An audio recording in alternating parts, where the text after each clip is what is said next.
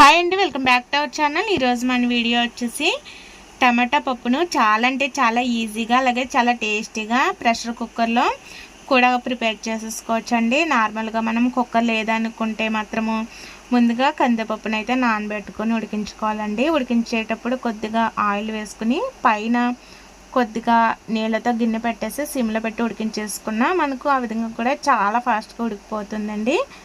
ఈ విధంగా అయితే పప్పును ఒక చిన్న గ్లాస్తో తీసుకున్నానండి. తీసుకున్న తర్వాత మనమైతే వాష్ చేసుకుని సరిపడిన నీళ్ళు పోసుకోవాలండి. ఇక్కడ కొద్దిగా వాటర్ ఎక్కువ పోసుకోవాలి. ఈ విధంగా వేసేసుకున్న తర్వాత 4 మీడియం సైజ్ టమాటాలు, మన కారానికి తగినట్లుగా పచ్చిమిరపకాయలు కొద్దిగా ఎక్కువే పడతాయండి. అదేవిధంగా 2 టీ స్పూన్ల వరకు కారం, కొద్దిగా కరివేపాకును కూడా వేసేసుకొని ఒకసారి మిక్స్ చేసుకోవాలండి. కరివేపాకును వేయడం మాత్రం అస్సలు మిస్ కాకండి. అదే మనకు టేస్ట్ అనేది చాలా అంటే చాలా పెంచుతుంది. అదేవిధంగా పచ్చిమిర్చి కూడా వీలైనంత వరకు ఎక్కువ యాడ్ చేసుకోవాలి. మనం ప్రెషర్ పెట్టేసిన తర్వాత 3 విజిల్స్ వచ్చేంత వరకు ఉడికించుకొని ఈ విధంగా ప్రెషర్ అంతా పోయిన తర్వాత మూత తీసేసిన తర్వాత మనమైతే సాల్ట్ యాడ్ చేసుకోవాలండి. రుచికి సరిపడినంత ఉప్పును వేసేసుకున్న తర్వాత చక్కగా కలిపేసేసుకొని మనం తాలింపు వేసేసుకోవాలి.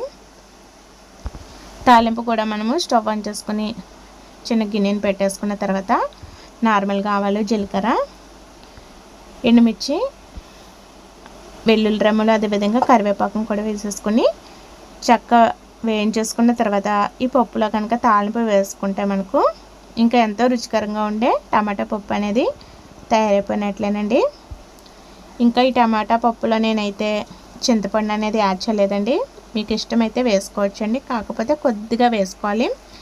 లేదంటే మనము ఇంట్లో మాగ పచ్చడి ఉంటుంది కదండి, దాంతో అయినా సర్వ్ చేసుకోవచ్చు. చాలా అంటే చాలా రుచిగా ఉంటుంది, నోటికి పుల్లగా తగులుతూ.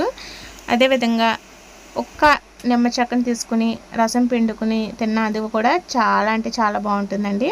ఒకసారి ఆ విధంగా కూడా ట్రై చేసి చూడండి. ఈ విధంగా పోపుని అంతా వేసేసుకుని చక్కగా కలిపేసుకున్నాం కదండి. ఈ పప్పు కనుక మనకు రైస్లోని అలాగే రోటీల్లోకి, చపాతీల్లోకి చాలా అంటే చాలా టేస్ట్గా ఉంటుందండి. ఇంక ఈ వీడియో కనుక నచ్చింది అనిపిస్తే లైక్ చేసి మన ఛానల్ని అయితే సబ్స్క్రైబ్ చేసుకోండి. Thank you for watching.